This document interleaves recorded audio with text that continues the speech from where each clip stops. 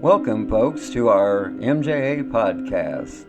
The series, Deep into the Woods, Missing Persons, Unsolved Crimes, and the Does.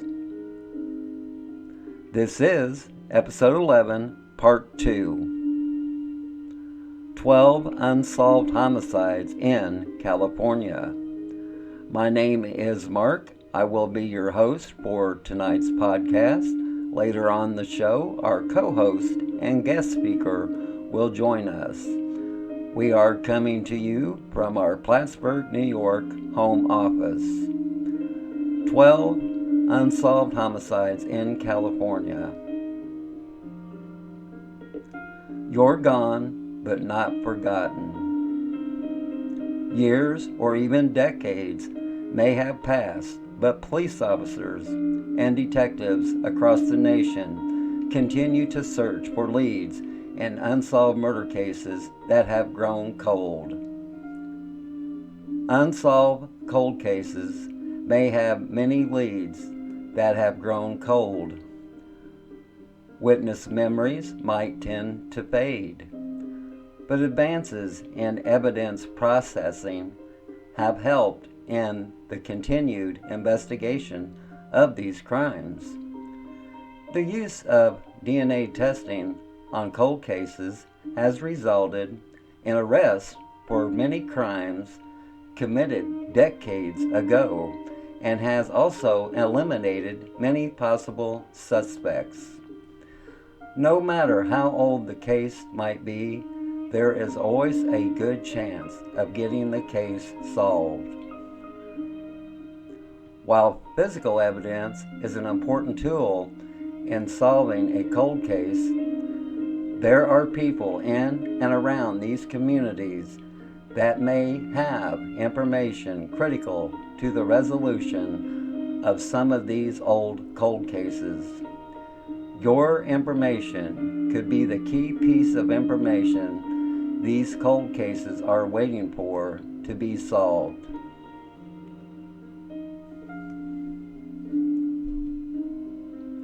Case 1. Fullerton woman found dead in her home. On January 15, 1962, 46-year-old Charlotte Smith was found bludgeoned to death in her dining room of the San Juan Drive home she shared with her husband in Fullerton, California.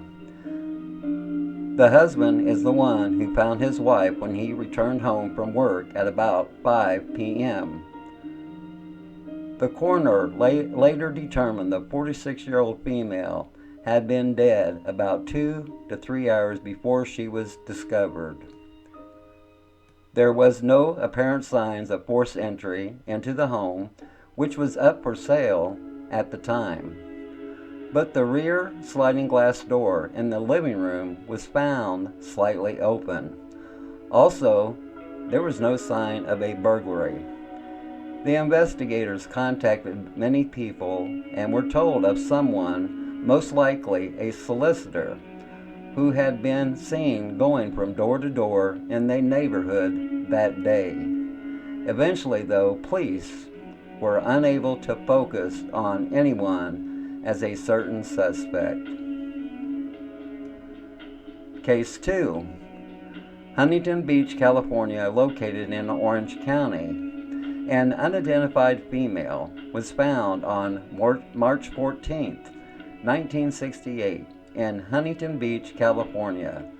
The unidentified woman is white or possibly Latino, and she was between the ages of 20 to 25 years old.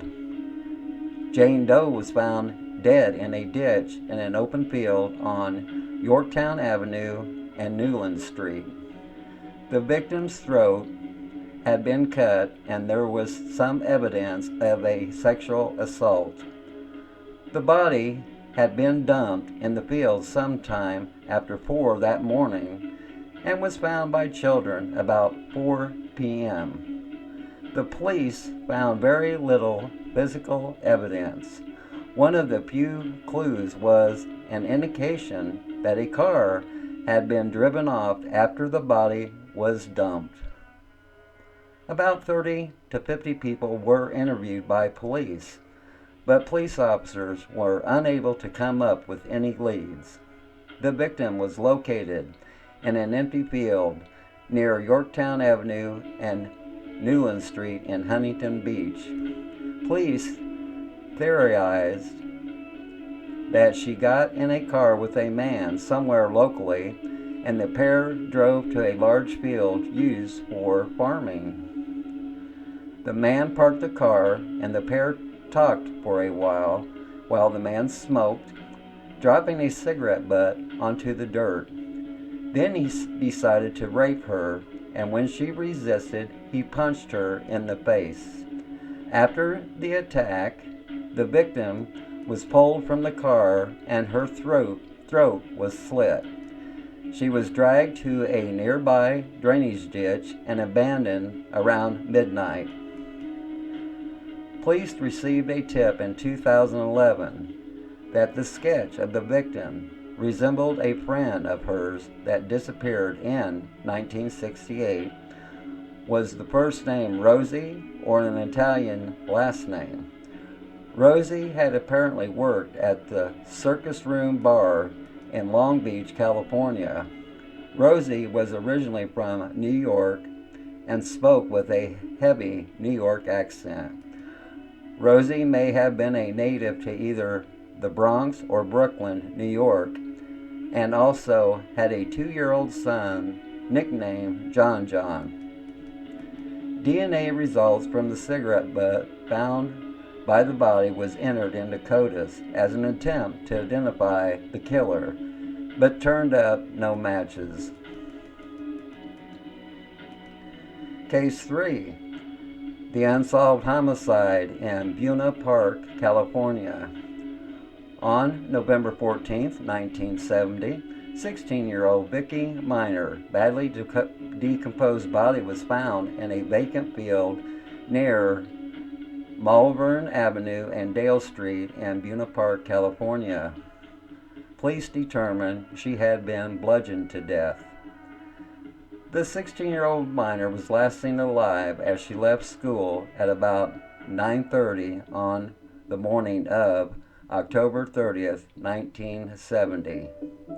Her parents reported her missing later that day when she didn't show up at school. The coroner estimated she had been dead about 14 days before she was found. The girl's body was fully clothed, but she was missing a size 28 to 30 brown leather belt, size 7 dark brown leather sandals, and a dark brown suede purse.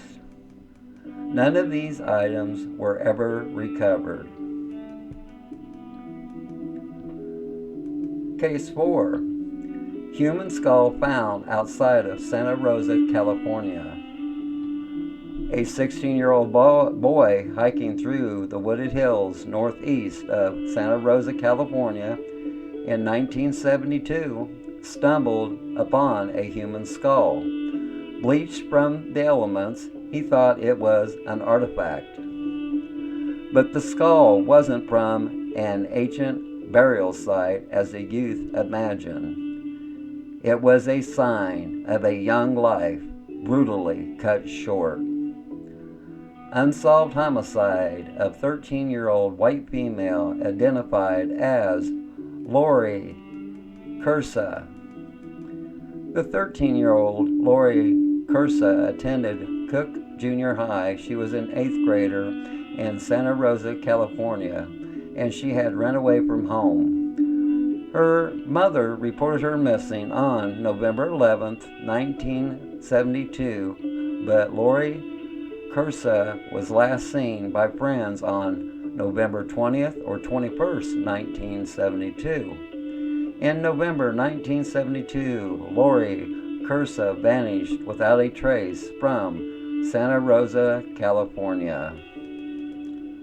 Lori Cursa's little brother was 7 years old when his sister's remains were found frozen on December 14, 1972. The mystery surrounding her death has always messed with my head, said Larry Cursa, now 46. She defended me tooth and nail, he said. I loved her. That was my big sister. Case 5. Unsolved homicide in Newport Beach, California. On July 5, 1973, 11-year-old Linda Ann O'Keefe was used to walking home from Lincoln Intermediate School in Corona del Mar. On the day she disappeared, however, she had called her mother and asked for a ride home, but she was told that she would have to walk home. On July 6, 1973, a bicyclist found her body at about 10 a.m. the next morning in a ditch beside Back Bay Road. The 11-year-old O'Keefe had been strangled. Several witnesses told police they saw a young girl fitting O'Keefe's description getting into a van about 1:15 on the afternoon that she disappeared. The van was described as a 1969 to 1973 turquoise-colored vehicle of an unknown make and model with windows on both of the rear doors, no windows on the left side, and the license plates mounted on the left rear door. The driver was a male Caucasian, about 24 to 30 years old, with brown, curly, medium-length hair, small or droopy eyes, and a deep tan. Case 6. Woman found murdered in Garden Grove, California. Janet Stallcup, 19, of Garden Grove, vanished while on her way to a Christmas party on December 19, 1976. Her body was discovered 8 days later in the front seat of her car. The crime remains unsolved. On December 19, 1976, Stallcup left her apartment to go to a party at a co-worker's house in Santa Ana. She never arrived and was reported missing the following day. 8 days later, the 19-year-old nursing student at Cypress College was discovered in her 1962 Ford Falcon in the Franciscan Garden apartment complex in Garden Grove, California. Stallcup, a tall, slender woman with shoulder-length brown hair, was lying in the front seat of her car. An autopsy revealed she was sexually assaulted and died as a result of manual strangulation. We believe she was kidnapped getting into her car. No arrests have been made despite hundreds of investigative hours following a number of leads. In the early 2000s, detectives had evidence retested using new DNA technology that provided a better indication of the suspect. The DNA profile was sent to the California Department of Justice databank and to the FBI's combined DNA index system, which there was no match. Anyone with information about the person or persons responsible for the Stallcup's murder is urged to call the Garden Grove Police Department at 714-741-5704. Let's take a pause for the cause, and when we return, our next 6 unsolved homicides will be introduced. Back in a moment. MJA would like to give a special shout out to the Corbin Connection comedy channel on YouTube. Mr. Corbin is a very funny man with his 3 alter egos. Once again, that's the Corbin Connection on the Comedy Channel on YouTube. Check it out. Thank you.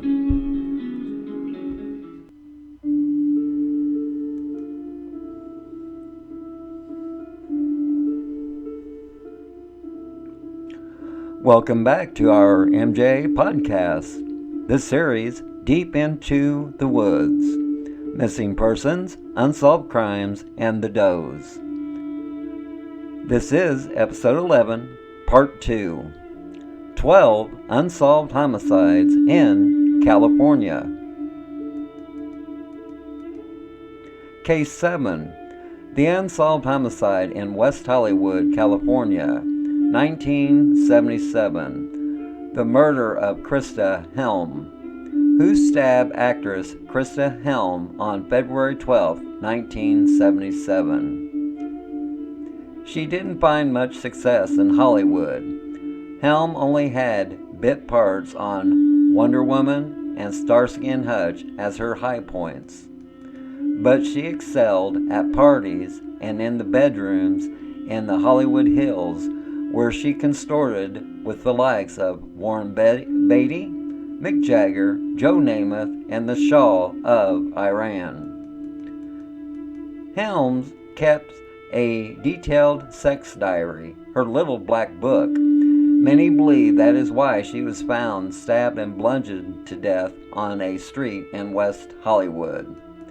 Police suspected she had been killed for what she knew. The diary, complete with a rating system for the famous men she betted had disappeared. Tapes of her sexual encounters, secretly recorded by Helm, were also missing. The last lead in her now cold case is a cryptic postcard Helm sent to a friend before she died. "I am in way over my head," she wrote. "I'm into something I can't get out of." Years later, DNA determined that the killer was a female. Due to the manner in which Krista was killed, vital organs, it's speculated that the killer may have been a professional contract killer. Even though Helm was a certified black belt, the ambushed woman was unable to fight off her assailant. She was stabbed over 30 times. In the end, those who loved and hated her would all be scrutinized under an investigation that remains open today. Case 8. Unsolved Homicide in Seal Beach, California. On March 29, 1980, 24-year-old Cindy Bancott, a young factory worker who lived in Santa Ana, California, was last seen alive at about 11 p.m., at which time the 24-year-old Bancott left a motel in Costa Mesa, California with a man named Jim. On March 30th, 1980, at about 11 a.m., a man who was walking his dog found her nude body in the water at the Sunset Aquatic Park in the flood control channel off the D dock near Edinger Avenue. The exact cause of death was unknown, but police say there was evidence of head trauma and strangulation. Bancott died before she was put in the water. Police also say she had a blood alcohol level of 0.17. Bancott had left with a man named Jim. Jim was white, about 28 to 30 years old, about 5 feet 8 inches tall, with a muscular build. Witnesses also told police he was driving a white compact pickup with a white camper shell. Police questioned about 15 to 20 people at the time, but made no arrests. Case 9. Unsolved homicide in Sacramento County, located in California. On April 24, 1980, 20-year-old Robin Brooks was found murdered in her apartment on Keeper Boulevard and Tallyho Drive in Sacramento County. Robin Brooks was a 20-year-old employee of a donut shop on Keeper Boulevard and Tallyho Drive. The 20-year-old Brooks lived alone in an apartment around the corner from the donut shop. Brooks was last seen alive when she left work at midnight on April 24, 1980. 20-year-old Robin Brooks did not show up for work that afternoon on 4/24/1980 at 4 p.m. When a friend went to her residence to check on her, Robin was found murdered in her apartment. Case 10. Riverside County, California, woman found murdered. On July 17, 1988, 29-year-old Julie McGee, a prostitute, disappeared after being picked up by an unknown male in Cathedral City area of Riverside County. McGee's remains, stripped of identification, were later found in a remote desert area. Identifying her body was made more difficult by the mutilation of her body by coyotes and possibly other animals. Cartridges cases from a .45 caliber handgun was found near McGee's body. McGee's slaying was initially investigated as a single, isolated homicide. But 2 months later, on September 25, 1988, another prostitute, 31-year-old Mary Ann Wells, was found dead. Wells had been shot once in the head. The murder of Wells had evidence recovered that might solve the McGee case. As in the McGee death, a cartridge case was left behind at the scene of the Wells murder. A condom found at the scene had Mary Wells's DNA on it, as well as DNA from another person, which is more than likely to be the killer's. But the stranger's DNA did not immediately lead anywhere. Case 11. The unsolved homicide of a 27-year-old female in Fresno. On March 24, 1998, 27-year-old Jill Ann Weatherwax was murdered in Fresno, California. The 27-year-old Weatherwax was an American model and aspiring singer. A former Miss Hollywood, Weatherwax was found brutally beaten and stabbed on March 25, 1998 in Fresno, California. Jill Ann Weatherwax was last seen getting into a green or gray Ford Tempo with 3 unidentified Hispanic males near the Villa Hotel on Parkway Drive the night of her murder. Weatherwax's life and death was a subject of a 1999 episode of E! True Hollywood Stories entitled The Murder of Miss Hollywood. Her murder remains unsolved. She is laid to rest in her hometown of Fenton, Michigan at Oakwood Cemetery. Case 12. Teen murdered after leaving party in Pittsburgh, California in the fall of 1998. On November 6, 1998, 15-year-old Lisa Norrell was last seen leaving a party in Pittsburgh, California. On November 7, 1998, her black dress shoes, which she had worn to the party, was discovered on Highway 4 in Anatok, California. According to other partygoers, Lisa left at approximately 11 p.m. and vanished. On November 14th, 1998, Lisa's deceased remains were found and her cause of death was determined to be a homicide. Medical examiners say she died from asphyxiation. Police and prosecutors were facing a lot of criticism when they dropped child molesting charges against a man named Shoemake, who provided supposedly key evidence in the Norrell case. David Henneby had confessed to taking Lisa and holding her for several days and doing awful things to her, according to the mother of one of the girls allegedly molested by Shoemake. On January 6, 1999, Henneby was arrested for the murder of Lisa Norrell. However, Henneby, along with another suspect, was released the very next day after prosecutors determined that there was not enough evidence to charge them with the crime.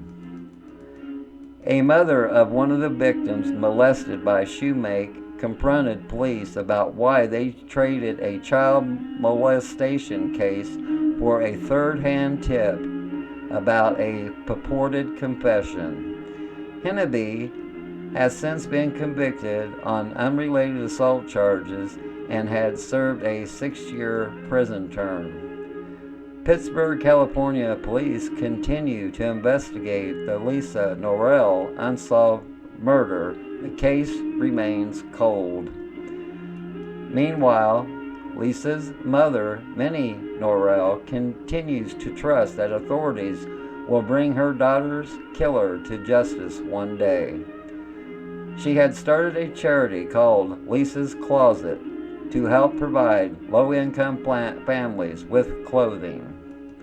The prosecutor was asked if he thought Lisa's case would be solved, and his reply, "We always believed that.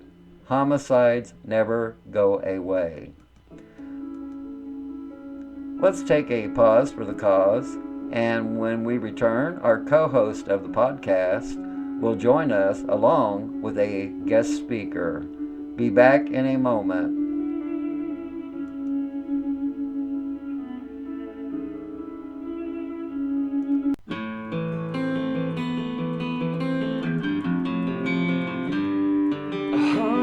Days have made me older since the last time that I saw your pretty face.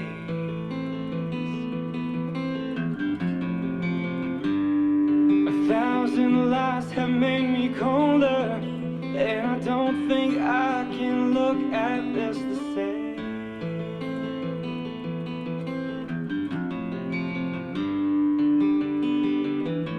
But all the miles that separate disappear now when I'm dreaming of your face. I'm here without you, baby, but you're still on my lonely mind. I think about you, baby, and I dream about you all the time. I'm here without you, baby, but you're still with me in my dreams. And tonight, it's only you and me, yeah.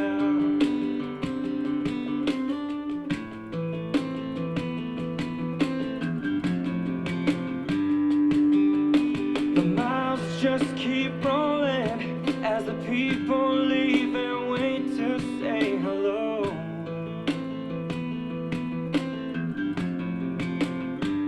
I've heard this life is overrated, but I hope that it gets better as we go. Oh yeah, yeah. I'm here without you, baby, but you're still on my lonely mind. I think about you, baby, and I dream about you all the time.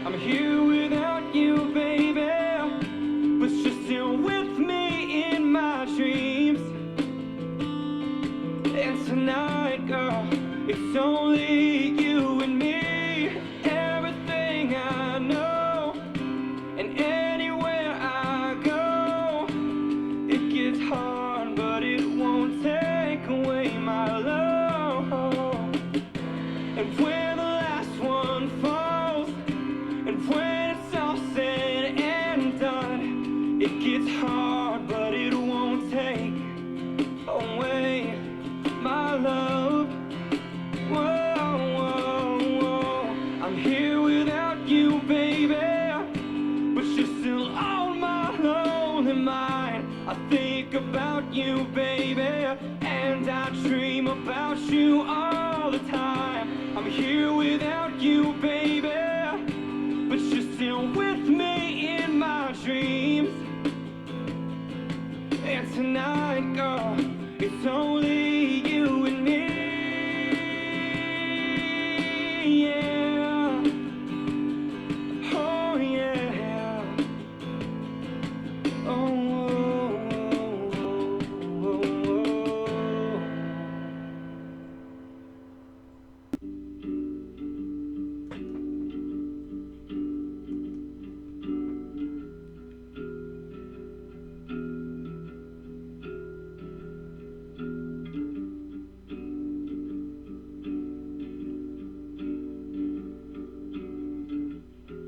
MJA would like to give a special shout out to Shiloh's Restaurant, located at 202 Central Street in Woodsville, New Hampshire.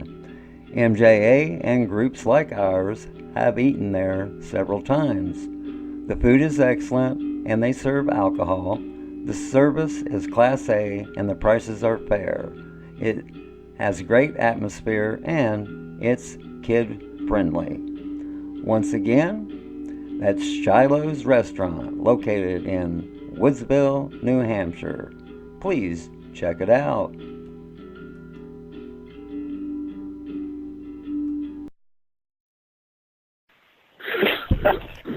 Welcome back to our MJ podcast, the series Deep Into the Woods, Missing Persons, Unsolved Crimes, and the Does. This is episode 11, part 2, Unsolved California Homicides.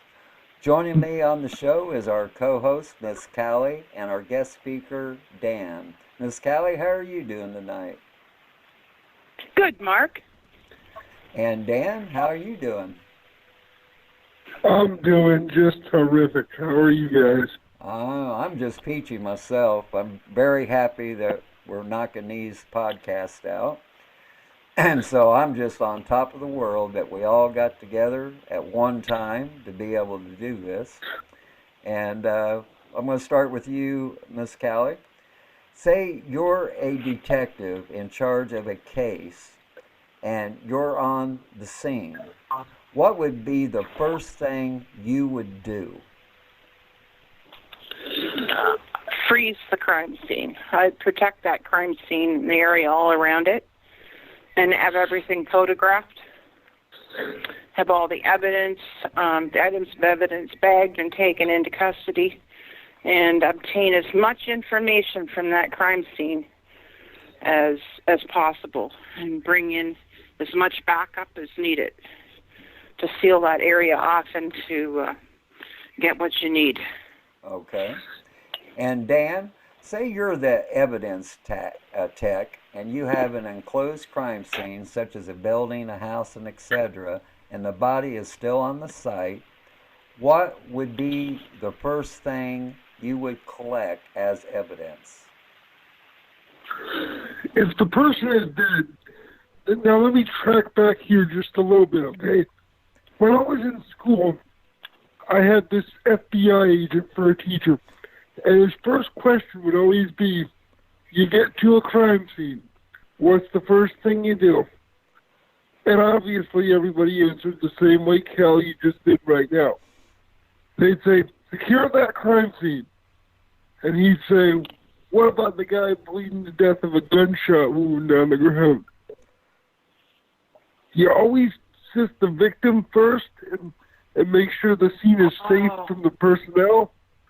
For the personnel, because you got firefighters, You want to make sure there's no fires or external threats. And then once you've done that, you lock down that scene. Now, normally they do this with, like, you'll see how crime scenes have 3 layers of tape. That's because there's the inside of the crime scene, which houses the primary crime scene, that is where the dead body and the majority of the biggest evidence is. Then you'll see a layer of tape on the outside of that, which is where the detectives go to talk and take their notes as they're observing everything. Then there's that third layer that goes around that. That's how you block off all the media and the onlookers. Now, just because you have those 3 layers of tape, that doesn't mean that that's your entire crime scene. And Mark, obviously, you've known that. You've been to a lot of crimes. Yeah. Yes, the crime scene could go on for hundreds of feet, if not miles, if you're unlucky. Yeah, and see, that's another thing about crimes that's committed one place and the victim is moved to another. A lot of evidence is lost, and once again, that's a countermeasure for people that commits homicides, and they know that. Yeah, a lot of people don't talk about that importance of having that log of people that go in and out of the crime scene. They just let whoever walk in and out of there willy-nilly.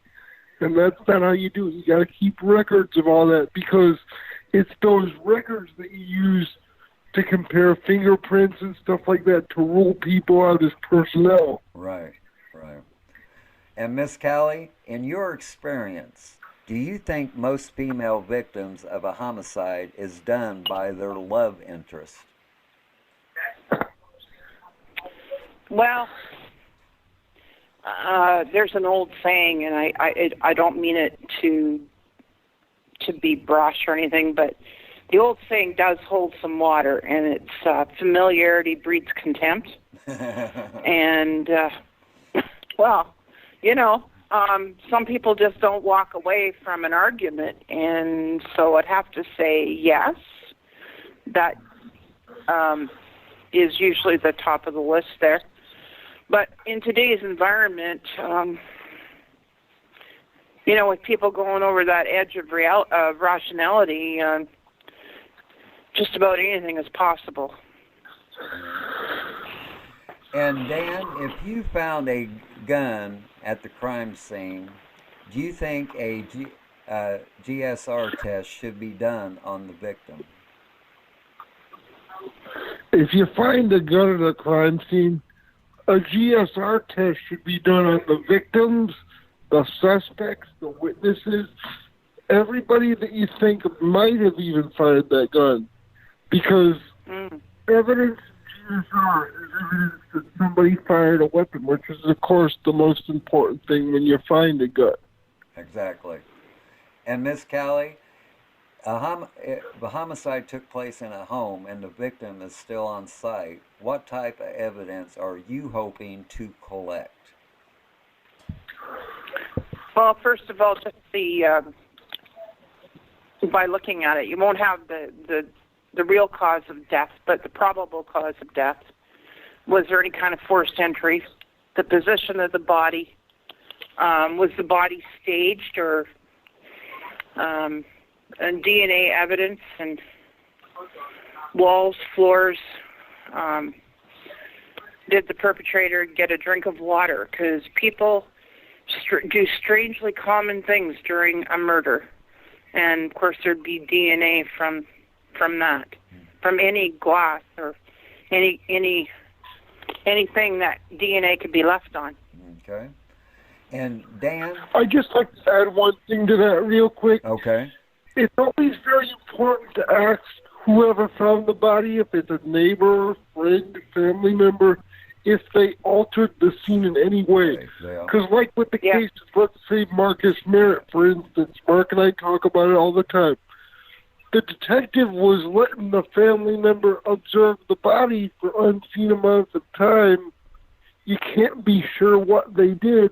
And a lot of times when you find the victim, especially if it's a family member or a close friend, you don't want them to be seen in a confining position, like a state of undress.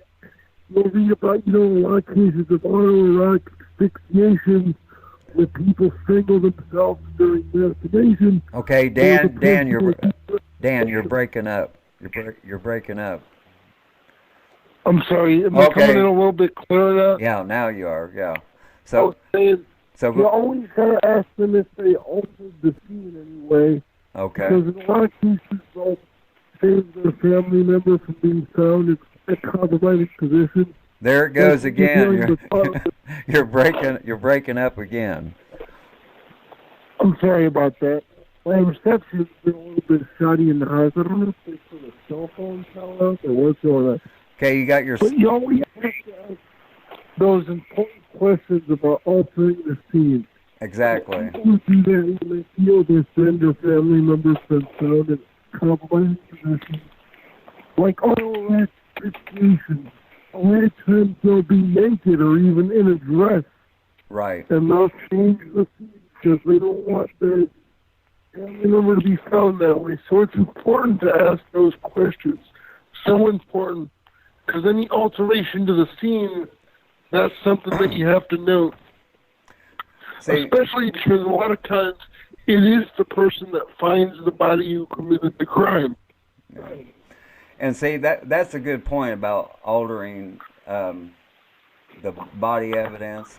Is I remember the first homicide victim that I came across, and it was out in the field, and anyway, we lived at this house where they couldn't build another house next to us because the main sewer line was running through there. So there was a little wooded area. Well, I used to take walks in the wooded area and, smoke me a joint and sit down, and just reflect on everything. Well, one morning I'm going through the woods and I come across this female's body, and oh God! And whoever killed her had stuck sticks in every hole she had. Okay? My natural reaction when I seen that, I started pulling out the sticks out of her body. And, oh God! And then, like I said, I caught myself and realized what I was doing. Okay, this happened so long ago that 911 didn't have a tracing system back then. Okay, I called 911. Like I say, it was in the morning, and I reported and everything. As a matter of fact, I even watched them go and collect the body and all that. I was looking right out my window. And anyway, a couple of days later, detectives knocked on my door, and they said, well, Mr. Harper, it's like this. Either you placed a 911 call or your neighbor placed that call. And I says, how do you come up with that? And they said, because you two are the only people home during the day. Everybody else is at work. So I fessed up that, yeah, I called 911, and then they automatically started getting on me about I destroyed evidence. And I understand that, but like I told them, it was a natural reaction because, like you have said, and like Miss Cali has said, that you don't want that person to be found like that, see. And then, like I said, I realized what I was doing, and I backed off. And they did end up catching the killer. And what was bad about this whole situation is the girl was beaten beyond recognition, and I happened to know the girl, and that really put a shock into me. But yeah, they caught the killer and everything, and he's doing life. And this is how bad the case was. There was a witness that testified at his trial that this victim was in his truck with him on that day, and so on, so on. Well, his mother, while he was in jail, hired a hitman to kill the witness. And she got caught, okay, but once again, the court system, they gave her just 10 years probation when she's trying to kill a state witness. Okay. Now here's what I love about Howard County and Kokomo, Indiana.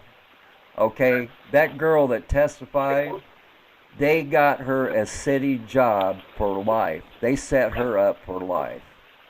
And Wow. because if it wasn't for her, they wouldn't have convicted this guy.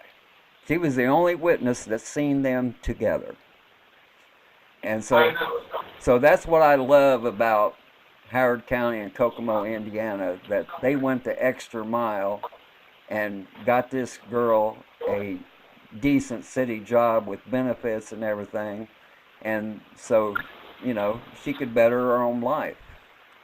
And Miss Cali, the body of a homicide victim is en route to the medical examiners. What evidence would you want them to collect first? Okay, I didn't get that right. Go ahead. Yeah, go ahead, Dave. Obviously, you want them to collect any sort of really delicate fiber evidence first. You'll see them scrape the fingernails. Right. Now, I'd like to back in to say that when you're on a scene, and I say this even because cops and detectives make this mistake, okay? Only the coroner is allowed to move or touch the body when it's found. Right. And he has to clear it to be touched or moved. And a lot of times you'll see him moved at the scene so they can see morbidity, which shows you how it died.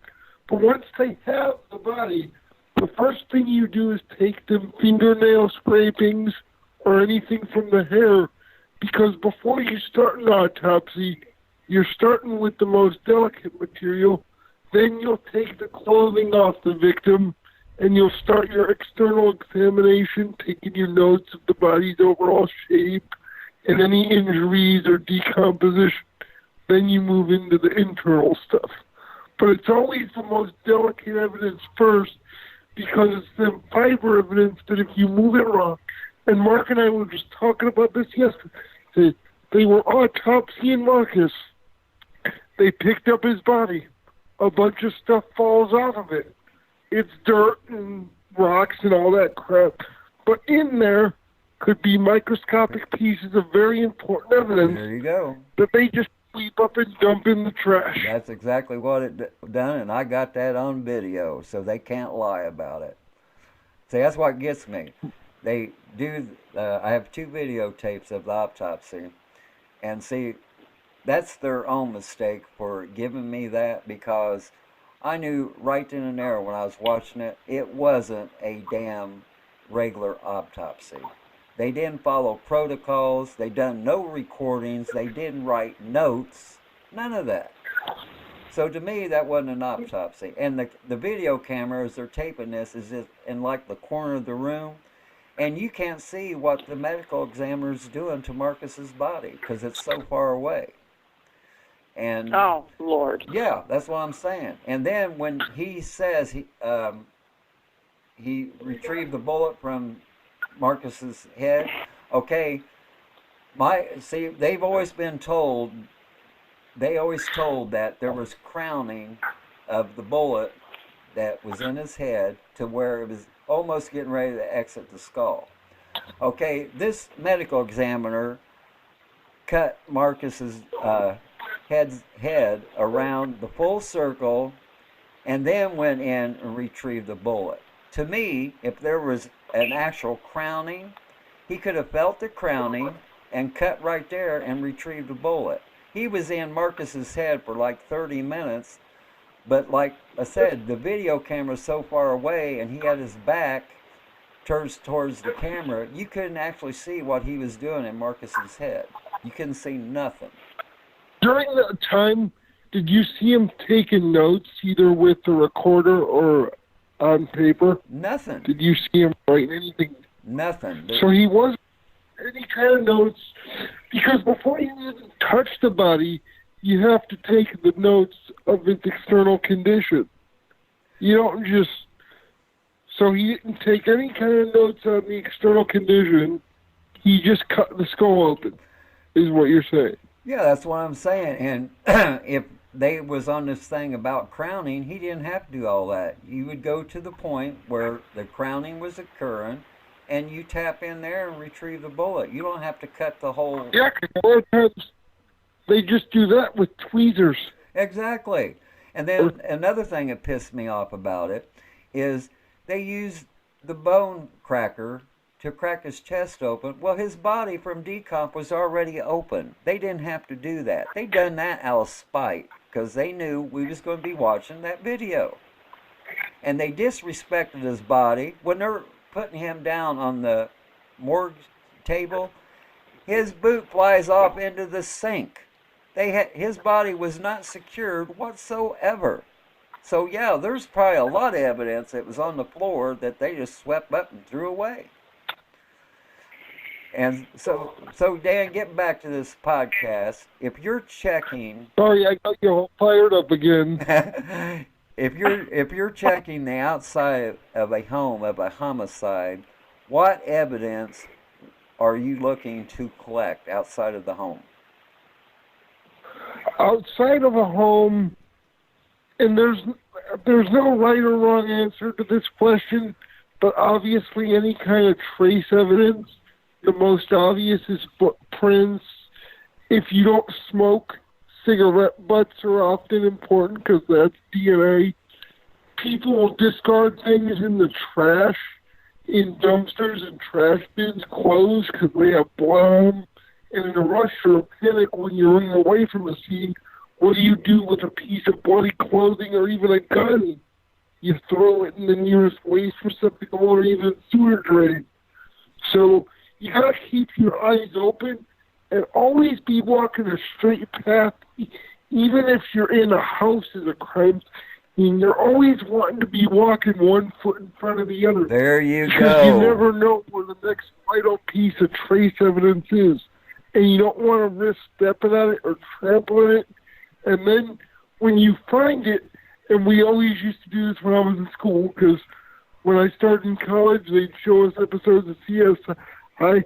When you find a piece of trace evidence, the first thing you do is photograph it. Right. And on TV, if they do it at all, they only do it once. You're supposed to do it from multiple angles. Exactly. Far away, mid, and then close up to show the evidence's relevance to the overall scene. Once you've done that and documented its position, because you're going to do that with the number marker, which you're going to use for your crime scene sketch, then you move the evidence.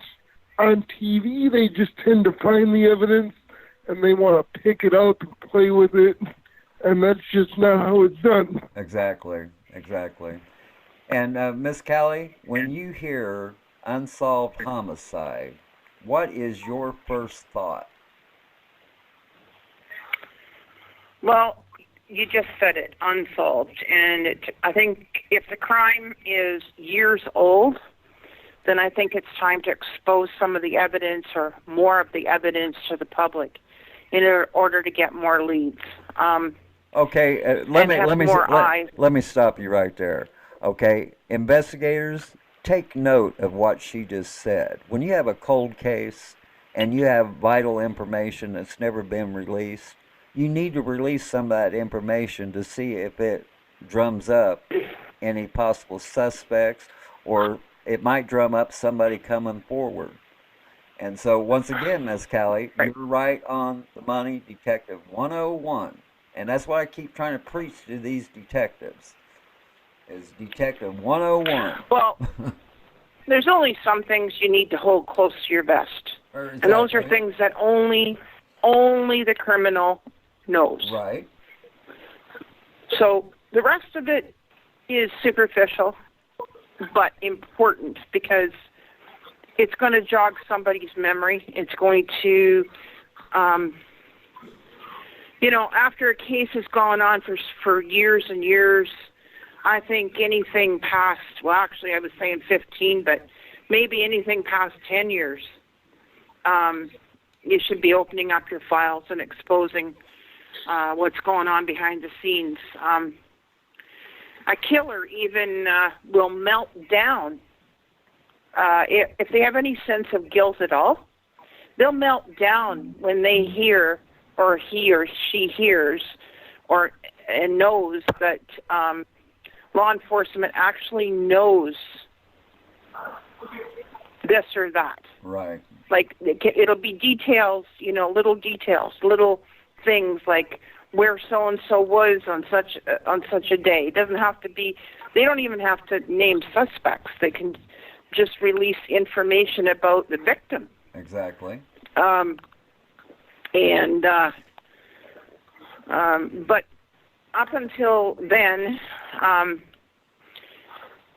they just the perpetrator or the criminal will just remain as if nothing ever happened, because they can pretend.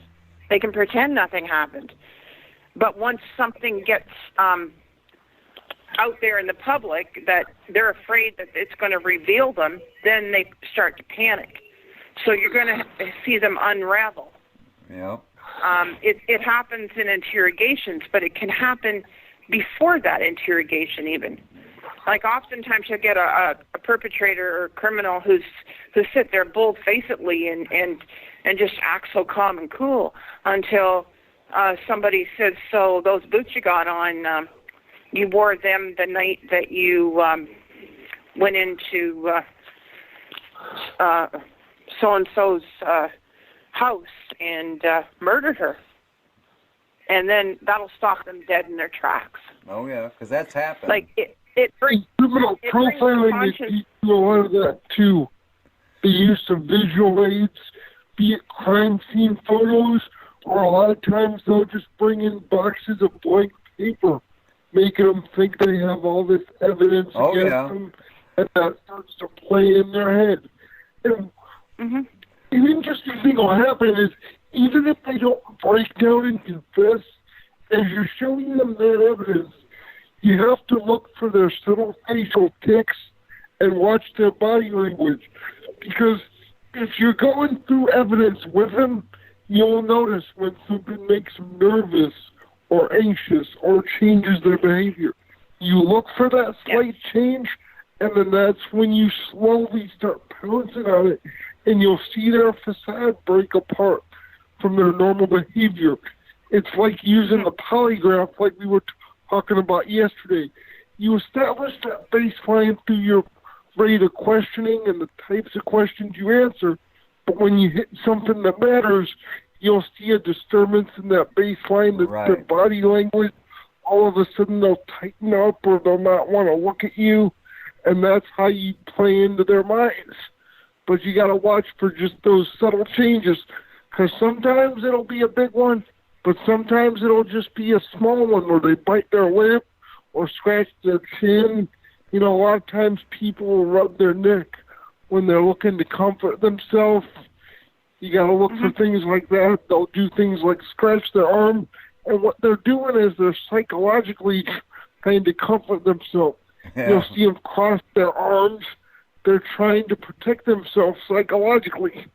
So by finding those subtle changes in their baseline movements or personality, you could find where the weak link is in whatever they've done. And that's where profiling comes into the media, like Cali was just talking about, is they work with people telling them what to say and what not to say to evoke specific reactions. The problem is they get afraid that if they say the wrong thing, it'll provoke the person to take a violent action. But it comes down to, like we've just been talking about the last few minutes, is that if you sit there for 15, 20 years and nothing happens, then what good is the information you have? That's right. Yeah. It's no world of good to anybody. And sitting on it isn't producing anything. It's like a chicken sitting on eggs that haven't been fertilized. Yeah, it ain't gonna happen. And see, that's what I mean on these cold cases. Okay, some of the information they can release, it's not sensitive information, but since it hasn't been released, that can generate new leads and stuff. And that's what I like to say. I used to speak at a lot of conferences with investigators, and that's I mean, they might have been on the force 20, 30 years. Well, I don't care about all that. I still go with my program on how they should react, what they should do, just like the questions I ask you on the show. Okay, what evidence would you collect first? And that's the same thing with these investigators. Okay, you can ask them that question, and each one of them will have a different answer. See, there's no, like, what I call a booklet on how they should handle things. Each law enforcement agency is different. Each of them has different resources. And that's what I'm trying to preach to them, that they have to have a commonality on how to do things when it comes to crimes like this of homicide. And that's what I try to preach. And once again, I always use Detective 101 because a lot of this stuff you learn right out of the gate when you go to school. It's nothing new. And see, that's what gets me about these old timers and lifers and detectives and everything. It's like they forgot all their damn training. And I just don't understand. We were just talking about this again last night. Exactly. We were talking about Jason's case. Some cases or some jurisdictions, it's automatic. Whenever you have a crime involving a gun, especially a death, there's an autopsy. In some jurisdictions, that's just the law. Exactly. But in other jurisdictions, despite how suspicious the circumstances may be, they leave it up to the discretion of one detective. Oh, yeah. Yeah. So it's like that lack of commonality in police procedure is just, some things should just be very basic and standard. Now, not every form has to be the same, but if you don't hold yourself to the same standard of work, that leads people to just be lazy and slack off, and oh, yeah. That's how criminals slip through the cracks. Oh, definitely. And Dan, let's say you have a suspect in a homicide. What is the first thing you would do? The first thing you do is you want to get them somewhere, sit them down, maybe make them a little bit comfortable. You don't want to make them jumpy, but you just want to start asking them basic questions about themselves, like their name, where they live, because you don't dive into questions like it's on TV. When Batman grabs somebody and he's interrogating them, where are the drugs? You tell me where they are. Yeah. You gotta be a little bit friendly with them. They call it establishing rapport. Exactly. Now, based on what you did in the classic lead technique, like say they're guilty of, not saying murder, but let's say stealing money. That's a little bit simpler for this. If they're guilty of stealing money, you get to know them a little bit. Then maybe you start laying out some scenarios where maybe they stole the money because they're low on funds and they need cash. They call that theme development. And you want to maybe try to work that. If you think they're guilty of a homicide, give them a way where they maybe don't sound so guilty.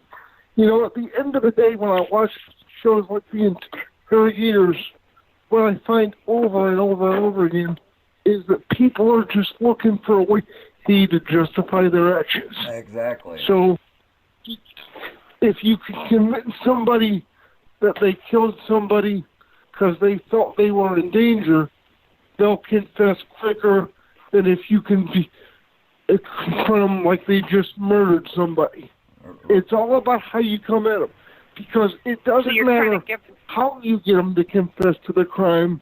Once they've admitted to doing it, the prosecutors will hammer out the details at trial. Exactly. Motives for them to argue. What you want them to always do is just admit to what they did. Now, they'll tell you everything under the sun to make them sound like a better person, but, you know, that's just fodder for the crime scene people who will figure it out through their examination. And then, as you work them into their story, what you do is you gently tell them, look, what you've been telling us doesn't fit with the evidence. Exactly. And slowly work on that, defeating their denials, and eventually they usually come, or especially if they're inexperienced. Now, if they're experienced, they only know one word, and that's lawyer. Yeah. And But see, if they're and, inexperienced, and see, that's what I'm talking about when they lawyer up. Okay. See, here's what a lot of agencies won't do. But see, here's what I do from my experience. Okay, they can lawyer up all they want. Okay, that doesn't mean you can't talk to them. It just means you can't ask them questions. So I sat there. yeah, you could talk to them about other things, Yeah, making them nervous about what they think is like. It's perfectly legal and legitimate to tell somebody that if they're convicted of murder, they could get the death penalty, and you let stuff like that start working in their mind. well, see, that's what I do. Because if it's I lay out the facts and tell them step by step what's going to happen all the way up to the electric chair. And I'm telling you what, if other detectives would do that, they would get a lot more confessions. Yeah, you already got the guy in the box. You know he's the one. And just because he says lawyer, no, I'm sitting there. I'm going to read him the riot act. I'm not going to ask him any questions. I'm going to be like I'm reading a book, you know. And that has been tested in court. Investigators that has went that far, it's been tested in court, and it's been ruled as long as that investigator didn't ask him no questions when he lawyered up, it's all fair game. It's all fair game. There's nothing in the criminal justice system when somebody lawyers up that says you cannot talk to them. You just can't ask them questions. And Miss Cali, do you think eyewitness accounts to a homicide are reliable? Well, I'm going to say this. A picture's worth 1,000 words. People who are eyewitnesses to a homicide get really excited. Extremely excited. If they're, come across a horrific crime. Like yourself pulling the sticks out of that victim. Right. She's hurt. I got to pull these sticks out. Whatever your reasoning. But people get extremely excited and they do things, and their emotions can actually cloud what they've seen. No. So, yeah. Okay. And I don't agree. I don't agree with the reliability of a eyewitness. Okay.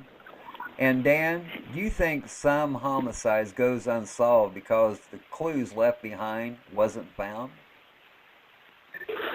Sure, because like we always talk about, every homicide is different. Every case is different. And every time you enter a case, you never know what's going to be a relative piece of evidence. Like if you're walking through a scene and you think somebody used a random weapon they found in the house, they're going to wipe it down clean and it's going to look normal. You have to go by what you think happened based on the narrative you could create, and then back up everything you can. That's why in crime scene work, whenever they talk about crime scene photos or evidence collections, more is always better. It's always better to have too much than not enough. Like Thanksgiving. Yeah. You don't want to leave everybody. You want to make sure everybody has enough, and then if there's stuff you don't need, you just discard it later. But you collect everything you think might be relevant, and then sort it out the best you can. And then if you have to go back, then you have to, a lot of times, refile for a warrant, or you could talk to the owner. A lot of times, to avoid that whole process, they'll just let you back in to collect whatever you want, because they don't want to go through all the hassle. But you just collect everything you think might even be touched, okay, or messed with, or taken. And a lot of times, it's not just what somebody leaves at the scene. We see it all the time with these serial killer cases. It's what they take, because they're always taking trophies or memorabilia, jewelry or something.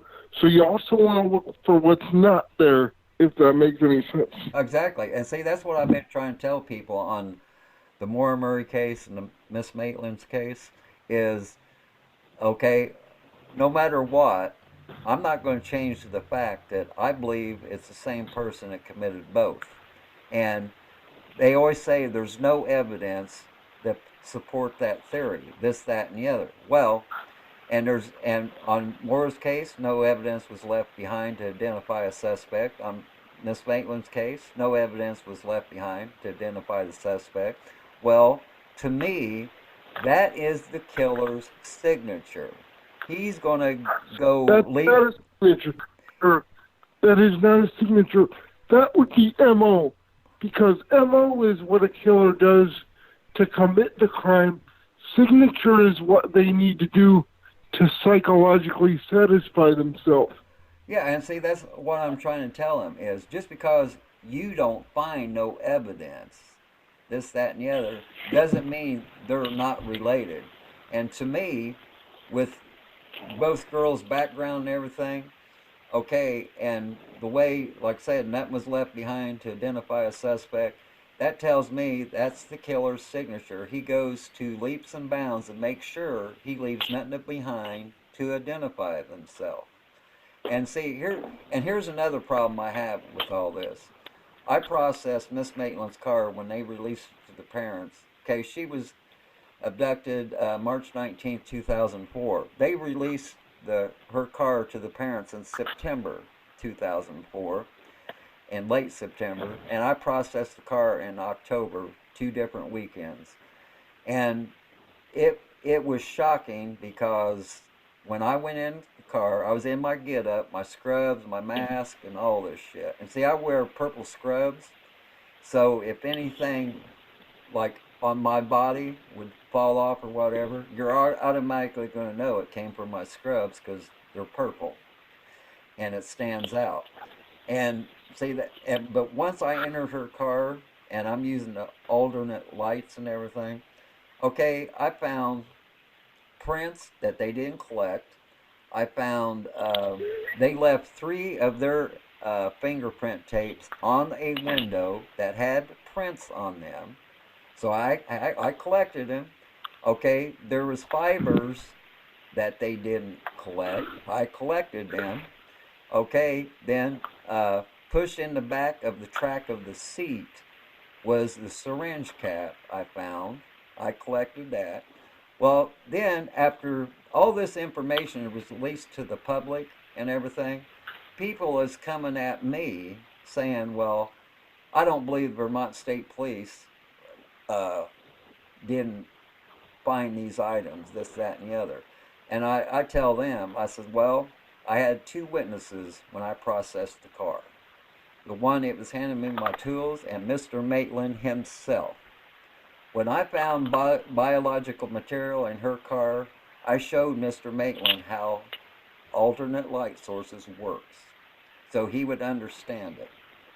And so here's what also gets me about the whole case is underneath the driver's seat armrest on the door, okay, I found 3 moot traces of it. To me, it looked like blood. Okay, some of them wasn't even as big as a pinhead, but you could see it with alternate light sources. Okay, I collected those. Okay, I held on to that evidence for 6 years before the Vermont State Police called me. And see, they knew I processed the car. Well, they called me in October 2010 and wanted the evidence that I collected. And it was mind-boggling to me. Okay, now back to what I thought was blood. Okay, I collected that. It was turned over to them. I preserved it. I know how to preserve evidence. They even asked me about all that. And so anyway, a few months later, out of the blue, they come out and said they have foreign DNA from Miss Maitland's car. And I'm going, I wonder where that came from. So what was under that armrest more than likely was blood, just like I thought it was. And once again, they missed it. And then people says, well, how do you know they missed it? And I said, because I would have seen if they took the samples. You know, you would have took all of them. See, yeah, you wouldn't have took 2 drops and left 3 other drops. No, you would have collected it all. And so that's what I'm saying about some of these even evidence texts. You have to even watch. See, a lot of times in cases like that, where the blood's dried into a carpet, like say it's a carpet for a car, it's hard to collect in the individual dried drops. So what you have to do is cut the whole carpet out, bag it up, take it as evidence.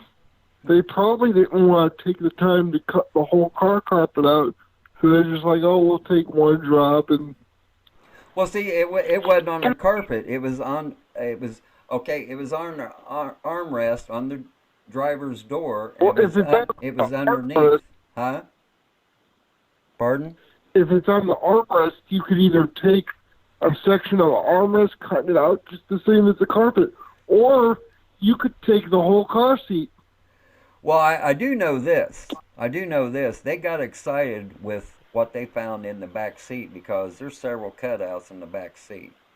And so I used my alternate light sources, and I even still found traces of biological material. Anyway, they got very excited about whatever they found in the back seat, and that's why I think they lost what they was doing in the front seat. They left evidence like fingerprints, like I said, them 3 traces of blood I found, and then like I said, they left 3 of their fingerprint tapes taped to the window with fingerprints on them. And see, there's a difference between their fingerprint tapes and mine. See, and that's what I pointed out to them because they were telling me, well, we didn't leave them behind, and I says, I beg to differ with you. And they says, what do you mean? I says, I know your fingerprint tapes and I know mine. I said, they're totally different. I said, they belong to you. And I told them once again, I had 2 witnesses. And so. Can I ask you to interject here for a minute? Did they keep her car? Did the police keep their car or the Maitlands? Yeah, Brianna's car. Did the police impound her car, keep it as evidence? No, until September when they released it, and then I processed it. And so they let it go after that. Okay. Yeah, and it surprised me they released it that soon because when I got in the car, this is number one I learned, is there was a struggle in that car. Okay, and the reason I know this is because one thing, the rear view mirror was down. Okay, in the back seat, there is a footprint. Okay, you can't get a lift from it. I tried to get a lift, so I know Vermont State Police didn't get a lift, so all you could do was take photos. Okay, and I'm telling you, from the way it looks in the back seat, okay, with the footprint, it was like she was in the back seat with the perpetrator, and she was pushing off against the door to try to get leverage against that person. And then here's another thing, is I always felt like Miss Maitland thought she was in total control because the perpetrator wasn't aggressive enough. And the reason I thought that is because he didn't want her bleeding in his vehicle, see? And so I believe she thought she was in total control because, like I said, she was a black belt in all the martial arts.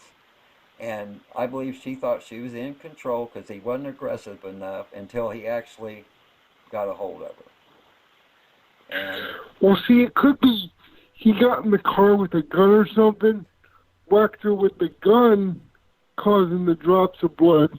He takes her out of the car, gunpoint, gets her in his own car, and then boom. Unless he tried to drug her from the back seat with some kind of injection, and that's where the needle cap comes from, and that's why they were excited over what they found in the back seat.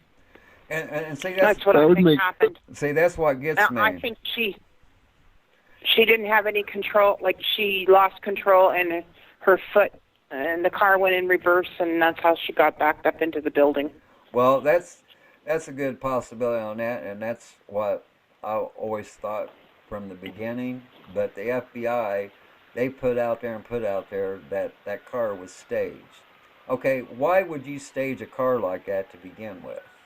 And matter of fact, the skiers that morning that was leaving the ski resort that took the actual photos of her car backed into the house, the reason they stopped was they couldn't believe what they was looking at. So they all got out and started taking pictures. They couldn't believe that a vehicle was like that inside a house and it hadn't been towed away. And yeah, there's. And weren't the lights on or something? Like it was an accident, and then take the body out of the car. Well, here's the trooper that actually found the car that night. Okay, it was after midnight. Okay, he was getting ready to go on a 3-day weekend. So, and Miss Maitland's car was actually registered to her mother. And here was his scenario. Well, I just thought it was a drunk driver, this, that, and the other. And so he says, I just wrote, found this car, da-da-da-da-da. And he went on to his 3-day holiday thing. Okay, that was on a Friday. Okay, an early Saturday morning when he discovered the car, and then Saturday when the skiers come down, they took all the photos and shit. And that's another thing about these skiers. They were smart enough, they didn't touch that car, they didn't go in that car, they just took photos. And so yeah, the whole case is screwed up, just like Miss Murray's. Here in February, we're coming up on 16 years. And we ain't got a clue of what happened to that girl. We have a good idea, but as far as evidence, there's none. No evidence whatsoever. And not that they're going to let you know. Because I've mowned it over 100 times. And it's the only scenario that I could envision working. Because they have Laura Murray, right? But they see her on the phone. So they abduct her right as the police are coming. It seems all real risky to me unless you go with the one scenario we thought of, which is the only scenario that works because we found her clothes in the woods by where we think she ended up, which would only say to me that she was in the process of being stripped, which means they didn't hold her, take her in the car, because they didn't commit the assault in the car with the police coming. It's too risky. Oh yeah, that's what I'm saying. She was in the process of being what? Stripped. She called the cops because her car wrecked. Well, somewhere in the few minutes between the car wreck, there was a bus that had pulled up and offered her a ride. She said, no, I have the tow truck on the way. She called 911. Somewhere in that, like a 9-10 minute window or less. Yeah, we got it. She completely disappeared. We got it to 7 minutes and 30 seconds. And the reason that was, okay, when the call came in, the witnesses said that she left the car and was walking east. Well, all the emergency personnel and law enforcement, they come from the west, which is against protocol. You're supposed to send a car in the direction she was walking, and they probably would have met her head on, and then a car behind going on the west side. And that wasn't done. They all came from the west. And so, yeah, if they would have come from the other area, like, okay, they're on the east side, but they're heading west, they probably would have met her head on, see? And that's what I mean about, we've narrowed it down to a 7 minute and 31 seconds from the first 911 call came in to when everybody was dispatched and she was gone that quick. And so anyway, And see, what makes me think it wasn't just a random killer who abducted her and put her in a car was once they found that empty car and the massive police search ensued, the killer would have gotten rid of her quick, dumped the body, and they would have found it by now. He wouldn't have hung on to it, then taken her far away, then taken the time to hide her, knowing that there was a massive police hunt on for her. Because if he was only 7 minutes between abducting her and the police showing up, he would have seen all them cop cars, got nervous, killed her, dumped the body as fast as he could have, and then gotten out of Dodge. But they've never found her. Exactly. And you know they've looked, because they brought in everybody short of the Army. But they brought in the FBI, police.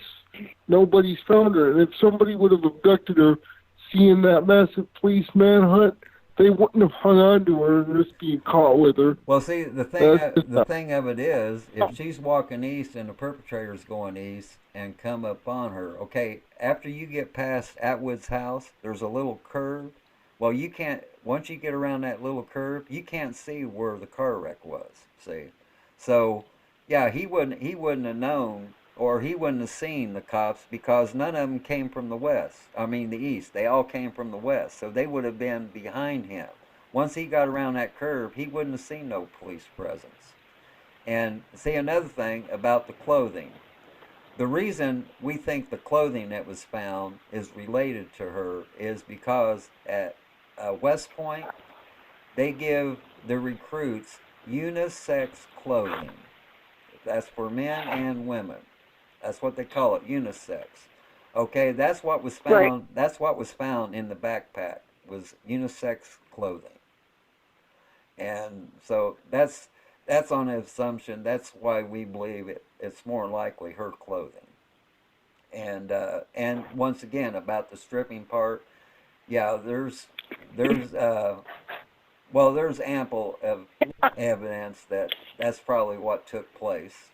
And can they not check DNA on that clothing?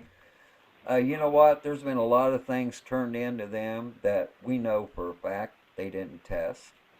There's been item after item that could be related to Maura, and it's sitting in the evidence room. Matter of fact, a retired cop from Massachusetts was hiking, and he found some evidence and turned it in, and they acted like he was a crackpot, and he was a retired police officer. And yeah, it's all crazy. But let's get back to the podcast here. Okay. Important side note, one last thing.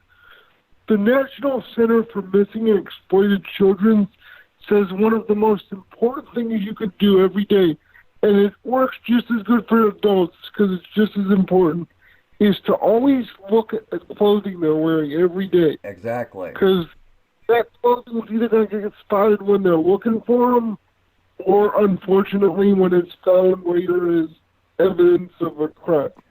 So it's always very important to try to remember the clothing that your loved ones are wearing every day, even if you can only take a minor look, because that's very important evidence. Well, see, that's another... I'll tell you a little story about that. Well, a friend of mine, her daughter didn't come home after school one day, and she went into orbit. And when just what Dan's saying there about the clothing, we went to report her missing. She wasn't 16 yet. She was only 14 years old, 15. She went babysitting, as it turned out. We didn't know that. And I told her she should wait till 6. The mother, she should wait till 6 o'clock and then panic. But anyway, we went in, and my friend couldn't remember what her daughter wore to school that day. Well, that happens. She was not upset. Yeah, that happens. That happens. And that's why you got to come back to them later after they gain their composure. Yeah. And ask them again. Right. And here's the kicker on the clothing on Miss Murray's. Okay, the ATM footage they have of her drawing her money out of the ATM machine, she's wearing a white jacket. Well, the family couldn't identify that jacket. They don't know where it came from. And so that was another thing. See, that's also a very interesting note. Yeah. Because what would she have gotten a jacket? Did she meet somebody that gave her one? Well, see, that's what I'm saying. We don't, like I say, we don't know. And we do know this. There was nobody waiting for her outside. There was nobody following her. Nothing like that at that time. So, once again, you're dealing, since she drove from Massachusetts to New Hampshire, you're dealing with a stranger abduction. And here's another thing I'm going to say about it. What gets me about the Attorney General of New Hampshire is he acts like, I mean, if you listen to his comments, he acts like he knows that more was buried. Okay? Because he's always saying during the searches and everything, he'll say, "You didn't find one bone, did you?" And we'd go, "Well, no." And he says, "And you're not." Well, I know that is outrageous, because a lot of times the victim isn't buried and they're on top of the ground, and you're going to find their bones. You're not going to find all of them. You're going to find maybe 17%. But it seems to me he acts like he knows that she was buried. Well, that's fine and dandy, but here's the kicker on that. New Hampshire's frost line is 38 inches deep. Okay, it was in February. In order for somebody to bury her, they would have had to soften up the ground. Okay, I figured up her height, weight, and all that. Even if she was in a fetal position, it would have took 10 gallons of gas to soften the earth to dig the hole for her. And then once again, we go back to the gas can. We got a lead that said when we went into this 500-foot ravine, we was going to find a red gas can. Well, by God, we did. But here's what was freaky about it. It was buried. Our metal detector picked it up. And it was buried. Now, why would you bury a gas can in a 500-foot ravine? Didn't make no sense to me. Because you used arson. Well, it didn't make no sense to me, you know. And it's important to somebody. Exactly. Okay, let's get back to what we're talking about on this podcast. Okay. Well, we kind of are. Okay, Miss Cali. You guys have covered it all from my last question there, Mark. Okay, Miss Cali, of all the unsolved homicides, what unsolved homicide do you read about the most? Well, you just covered two of them. In specifically Maura Murray's case, that just astounds me. It's time to open that egg up, and it's time to jar some people in New Hampshire in UMass, because there's a lot more to this case than meets the eye. Oh, well, definitely. And enough cat and mouse has gone on for long enough, and it's time to jar somebody's bananas. So they need to open up the case, and they need to open up the information and the evidence they've got, and letter it, because whoever it is that did this is going to be dead before this is over. Like, it's just hanging on, and why? Yeah. What you're doing isn't working, Mr. Strelson.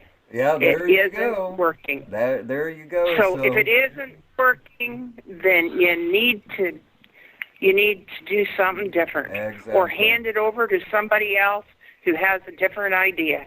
Exactly. And the other one that I am stuck on, and I hate to open a can of worms, is the Tammy Jo Alexander. Yep. Also known as Caledonia Jane Doe. Yep, that's one of our cases. She was found in November the 8th, 1979. Exactly. Tammy Jo was found in she was shot to death in a cornfield near Rochester, New York. And that one sticks with me now. She was unknown. Her body was not identified for long time until 2017. Yeah. I think it was January of 2017, and her body was found in 1979. So you do the math, and that's a long time. Now, there's been stuff turned over. There's been evidence turned over. There's been all kinds of things turned over. But I think bottom line is that the DNA showed who she was, who Caledonia Jane Doe was, and her family, her half-sister, I believe it was, came forward and had her DNA done now. And there's a lot of stuff that didn't happen and should have happened in Florida, because that's where she came from. Right. And there's a lot of stuff that should have happened and didn't happen in New York. But in Florida, that was a shame where she was reported missing. Right. But they didn't keep it. They mothballed it. Well, and they could just consider her right away a runaway, so they didn't bother with it. Well, that goes to show that when you assume things, you make an ass out of yourself and everybody else. And see, another thing is, the suspect, who they tell me who killed her, was Chris Wilder. Okay, now if you look at the composite sketch that the waitress at the diner seen her with this man, okay, Chris Wilder, he had a receding hairline. He was almost bald on the top. The composite sketch that the waitress done, the guy has a full set of hair and wearing glasses, and he was driving a station wagon. Christopher Wilder never drove a station wagon during his crime spree. And so what they were... Well, didn't he also have a girlfriend that gave him that he was in a whole other state at that time? Well, I don't know exactly how that all came about, but I'm just telling them it's not Chris Wilder. There's no way it could be. And no. But see, once again, he's dead and everything. He can't defend himself, so to clear the case, they're putting it to him. And I just don't buy into it because of the composite sketch. And well, it's still outstanding, and it still says it's unsolved. So, yeah, but they need to get their head out of their ass and start looking around. Okay, Dan, the same question to you. What's homicide do you read about the most? Homicides do I read about the most every day, like in the paper? I read a lot about homicide. Being that I live near Chicago, a lot of that goes unsolved. They don't want to talk to the police about it, Well, do you have any specific case, the name of the person that you read about the most? Not one specific case that I read about here. I'll tell you what, I did have a friend I knew. She was an escort. She worked on Backpage for a long time. A couple of months ago, I read that she was shot in the house here in New Chicago. Double homicide. Police had a suspect, but it was one of them things where the house was basically a drug version of a McDonald's, where people come and go at all different times of day for different stuff. Yeah. So they had a suspect, but they let him go because I think the way they phrased it in the news was the evidence got contaminated, or they weren't sure because of the number of people who've been in the house. But they were shot multiple times. She was shot when she was eating a piece of pie because they said they found the pie in her lap. He was shot multiple times. The neighbors said they heard an argument. These were people I knew. And New Chicago is not that far from me, like a couple of blocks. Yeah. It's like the worst mile and a half of the city there is. The whole town is like maybe a block and a half long, and they'll pull you over for anything. But I thought that was a tragic case to happen to a friend of mine and then not be solved like that. Especially after I read that they caught the person they were pretty sure did it, but then they had to let him go because of problems with the evidence.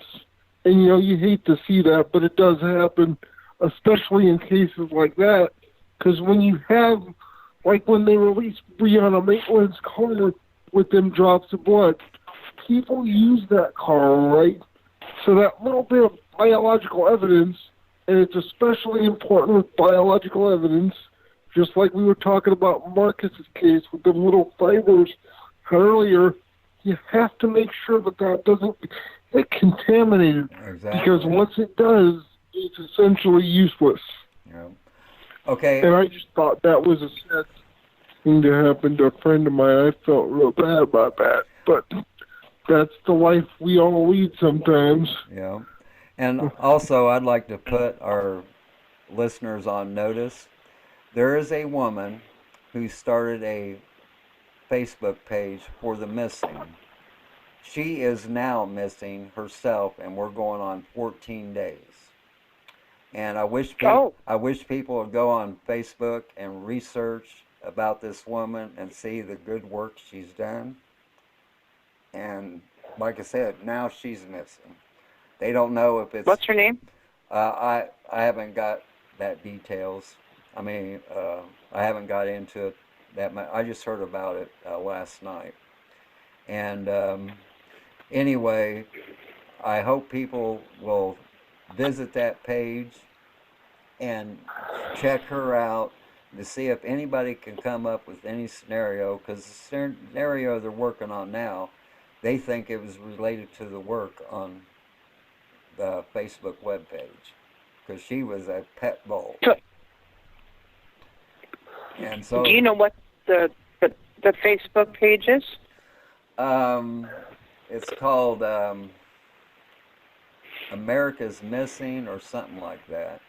If you go on to Facebook and start typing in that stuff, it'll pop up. Like I said, I just found that out last night. Matter of fact, I found it out, Dan, after me and you got done talking last night. So it's probably about 3:30 in the morning. I just learned about this. And it is... You were up after that? Pardon, Dan? I was like, you were up after that? Yeah, I didn't go to... Because that was like 2:30 in the morning we got up. I was like... Yeah, I didn't go to bed until 9:30 this morning. No, that's a trooper for justice for you right there. Well, hey, this has been my dream to get to this point. I can run the business 24/7. I don't have to punch the time clock no more. And like I said, I spend most of my time right here in my office, 12 to 16 hours a day, sometimes more. Matter of fact, there was a period I went 36 hours straight. I want to apologize to our listeners, but our Skype recorder went down. So at this time, we don't know how much we lost, but it wasn't very much. And plus, we was coming to the end of the show. And so we'll finish from here. And I want to thank Miss Cali for being on the show tonight. She had some very good insight. And I want to thank Dan for being on the show, because as always, Miss Cali and Dan, as always, they've always been 100% on the money when it comes to cases like this. And that's basically what I'm proud of about MJA. We have some wonderful staff members. They never give up, and they're never going away. And I have a quote for our listeners. If it were not for hopes, the heart would break. Thomas Fuller. Always remember, folks, if you get bored with nothing to do, well, take a walk deep into the woods. You might be surprised at what you might find. I want to thank our listeners for tuning in. This has been episode 11, part 2, 12 Unsolved Homicides in California. That's the end of our MJ podcast. My name is Mark. I was your host for tonight's show. Also joining me was our co-host, Miss Cali, and our guest speaker, Dan. And we would like to say to you all, good night from Plattsburgh, New York.